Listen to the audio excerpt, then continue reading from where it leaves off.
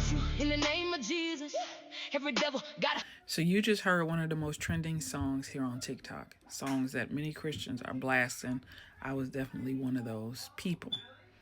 The beat is fire. Her flow is nice. It seems very authoritative. One that you feel like you can go to war with in the spirit.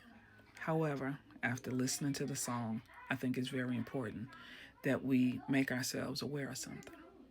So the name of the song is called I Denounce You, Satan, right?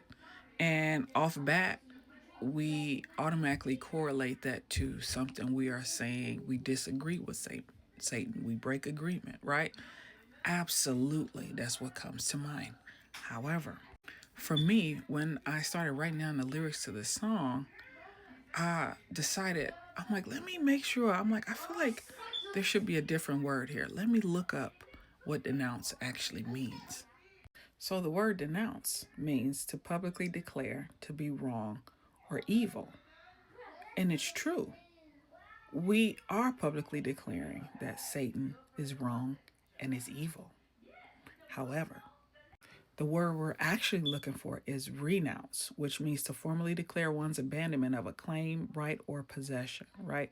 To reject or stop using or consuming, to refuse or resign a right or position, okay?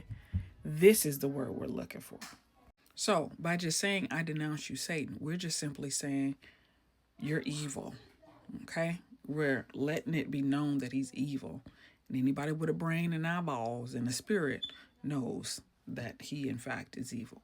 However, if we are trying to rid ourselves of things that Satan has brought against us to cause us to go in the opposite direction of what God wants for us, that goes against God's will and purpose for us, such as fear, doubt, rejection, all those things, we have to break agreement with these things. We have to abandon these things. We have to release ourselves from the grips of Satan, right?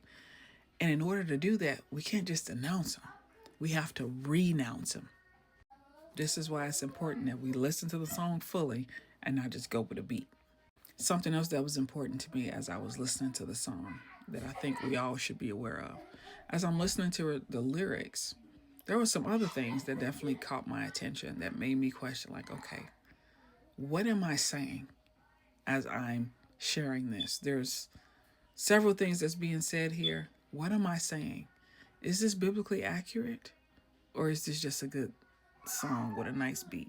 So I challenge you, my brothers and sisters in Christ, to examine what it is that you're listening to, what it is that you're speaking over yourselves. Even some of the most well-known Christian worship leaders can be out here feeding you things that is contrary to the truth of God. But they package it in a way that makes it sound good, or it's only told in part and not the full. So we got to be very careful, you guys, what it is that we're listening to, what we're in agreement with. And we have to make sure we're using the right words so real transformation can take place in our lives and we won't be out here lost, okay? Moral of the story is, listen to the full song, know truth, recognize it, and don't just follow a beat. Know what you're getting into. Have a good night.